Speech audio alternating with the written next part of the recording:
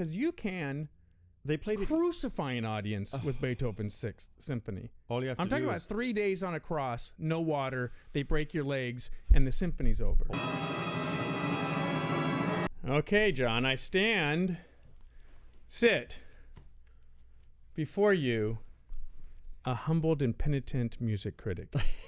you take all pleasure. I take great pleasure in that. Yes, I take great pleasure in that. Yes, well, that was an unexpected break of form for the way things had been going, wasn't it? Yes, it was. So we caught a concert at the San Diego Symphony of Beethoven's Egmont Overture, Haydn Symphony No. 2, Oxford. Wasn't it 92. 92. Trust the recall. And Beethoven Symphony No. 6. Symphony No. 6. Pastoral. The always surprising Symphony No. 6. You think, it's it's going to be Symphony No. 6. You know, it's like da-dee-da-da. But it's got so much in it. When it's played that way. So much in it. When it's played with vigor and purpose. Every single note sprang from the previous note with a little flash of brightness. Like it just, everything moved forward with these little sparklers. Every single note was a little... they played it beautifully because you can crucify an audience with Beethoven's Sixth Symphony. All you have to I'm talking do about is 3 days on a cross, no water, they break your legs, and the symphony's over. All you have to do is put on Bruno Walter. Or probably Celibidache. Dun, dun, dun, dun, dun, dun, dun, dun, dee, Kill me now. Kill me now. Yes, no, and Edo de Wart was the conductor. We have not had the best experience of the. Let's put it this way: of Beethoven. We have not been enthralled with the results of the relationship between Edo de Wart and the San Diego Symphony players. I mean, I am the first to say that I acknowledge Edo de Wart's the quality of his body of work. Right.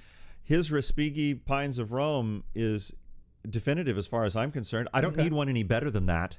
It's fantastic. Okay. They have not played for him that way. And yeah. Okay, in my book, he's not the most demonstrative conductor. But no conductor, once they reached their 70s, like Von Karajan in his 70s was... That was... Well, Karl Böhm as well. Yeah, Glacial. all of them. Yeah. But and of course, Richard Strauss, who's checking his watch. Well, he had a pinochle game to go to. So I noticed. I mean, we heard a subpar seventh at the previous season. We heard a subpar fourth. Yes, this year, 2 weeks ago. 2 weeks ago, I heard a dreadful fifth symphony. You heard the dreadful fifth. Yeah, and we thought, what are we going to encounter? It was a boring Fifth Symphony, which obviously we don't need. They're not. They don't play shabbily. No, they don't just always play excitingly. Right. And it wasn't shabby or mess. It was just no. That's not the issue. Yeah. The issue is, are you going to go the extra mile or are you not going to go the extra mile? Mm-hmm. And they did. And I noticed it in the second movement. Great. Where there are some vigorous crescendos that come into it, and he's giving a beat. Mm-hmm. The question is, are you going to play his beat, or are you going to play the music that he has probably discussed with you and that is there, right? And that are you going to transcend the beat of a 70-plus-year-old conductor and play the music that he knows is there and you know is there, but will you do it? Right. And I noticed they were playing the music above and beyond his beat. Yes.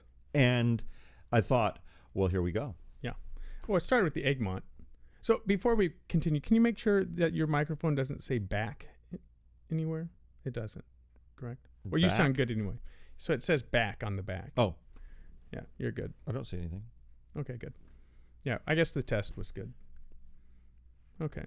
So it began with the Egmont Overture, which I entered this concert like a car that had been parked on the street in August for 3 weeks and was coated with days of Santa Ana dust. Baked on, crusty, just waiting for something to put another layer of dirt on me. And instead, where were you parked? I was parked... like in the high desert someplace? No, or? 54th and Euclid. Oh, okay. Yeah. Right. That's where the Oh, I was thinking like windblown Oh. Lancaster or Yeah. something. Yeah, but we can get that. Yeah. All right, 54th and Yeah. Euclid's dusty enough. Yeah. Okay. And I left that concert shiny and clean. The dust and everything just been washed off of my soul. And we left just smiles. Well, they got a standing ovation. Yeah. A universal A standing very ovation. long standing They ovation. brought him out for three calls. It was the most satisfying concert of Beethoven I've heard there. Yes, it was very good. It had all the punch that other performances have lacked. Right.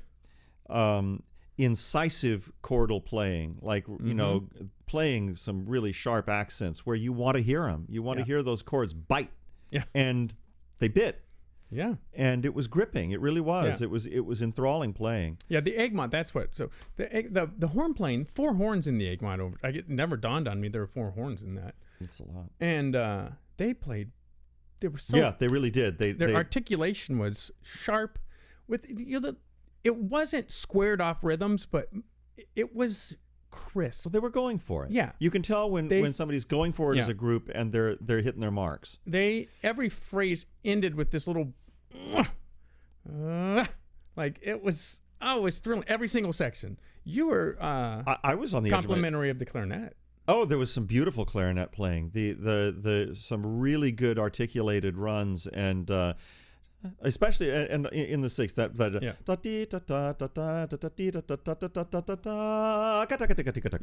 was great. That bit really good. And it came right through the orchestra, even going down into the lower register. Yeah.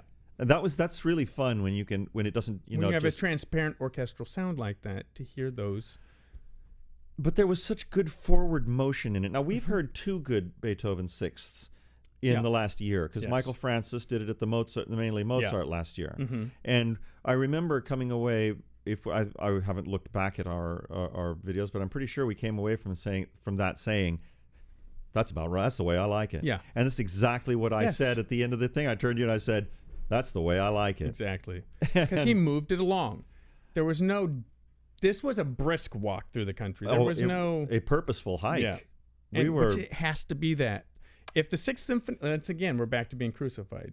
Yeah. No, it just lacks so much when there's that void of energy, and it's just nothing but. It's different when grass is stiff enough to like resist the breeze and blow in it, and then but when it's I don't know, overwatered and limp and just lays down like that, then it's not. There's no energy in it. That's not fun grass. It's not fun grass. It's not my kind of grass. No, it's gas, ass, or grass. Nobody rides for free. No, my best friend's older brother. And it was a brisk hike through the countryside, and we didn't step in a single cow pat. No, not a one. And we didn't linger by the brook too long. No. That scene by the brook, again, there's so many traps for live performance of this symphony.